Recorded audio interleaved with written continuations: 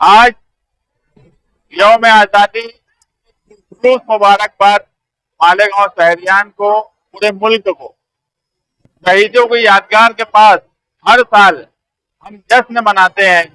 यहाँ पर जो शोहदा थे आजादी के वक्त के मालेगांव के, उनका नाम जिंदा रहे और आजादी के मतवालों का मेला लगे, इस मकसद से ही अशोक स्तंभ बनाया गया था।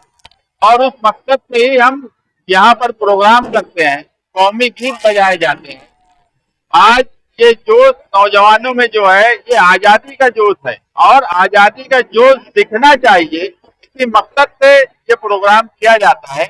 यहाँ पर बच्चों की तकरीरें होती हैं, जो आजादी के वक्त मालेगांव शहर में जिन्होंने कुर्बानियां दी, उनकी हकीकत क्या है और उनका नाम यहाँ क्यों लिखना चाहिए, इस पर बात होती है। कौमी गीत गाए जाते हैं।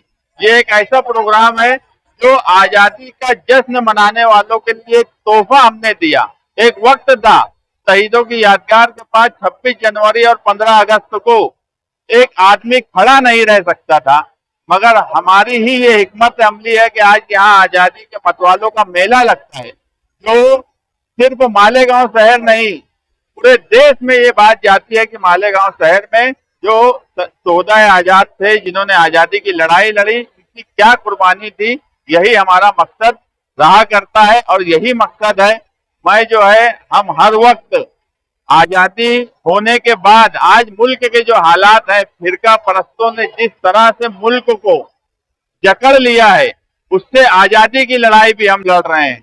मालेगांव शहर जहां पर हर वक्त फिरका परस्त किसी न किसी तरीके से हमें दबाने की कोशिश करते हैं आजाद मुल्क में, मगर आज जो हालात मालेगांव शहर पिछले कुछ महीनों से बने हुए हैं, वो ऐसा लगता है कि मालेगांव शहर को कोई आजादी ही नहीं है।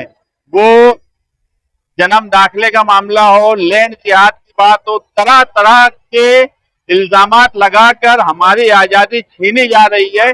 इस आजादी की जो कॉन्स्टिट्यूशन ने हमें हक दिया है, उसकी हिफाजत की भी लड़ाई हम ही लड़ रहे हैं और इंशाअल्लाह लड़ते रहेंगे।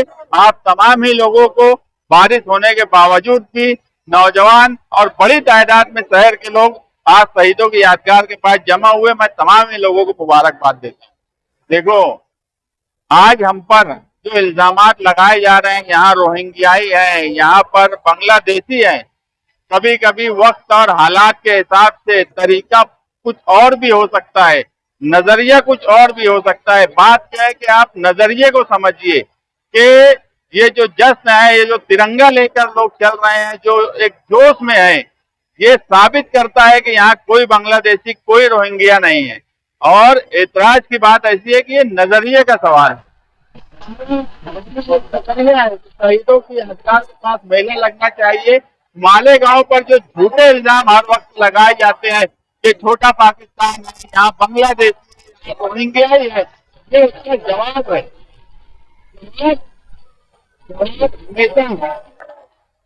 हमेशा जवाब जोश के साथ दिया जाता है और हम वो जवाब सरकार को और फिरका परस्तों को शहीदों की यादगार के पास से जोश से दे रहे हैं। मैं तमाम शहरियान को ईद तो जश्न आजादी की मुबारकबाद देता हूँ। आजादी मनाने कोई गलत बात करने उनके भी जश्न आजादी की मुबारकबाद। कोई ऐसी बात मैं नहीं चाहता हूँ कि आजादी के मौके पर कोई तफरीक दिखे या कोई ऐसी बात हो जिसका कोई अलग मतलब निकले। मैं एक बात जो बोला कि नजरिया सोचने का, हमारा सोचने का नजरिया कुछ और है, किसी और का सोचने का नजरिया कुछ और हो सकता है। नजरिया अपना अपना हो सकता है, मगर हमारा नजरिया जो है वो जोश के साथ जश्न आजादी मनाना और फिरका परस्तों को मुंहतोड़ जवाब देना कि ये भगवा भारत नहीं है, ये तिरंगा भारत है, और जोश के साथ हम फिरका परस्तों को जवाब दे रहे हैं।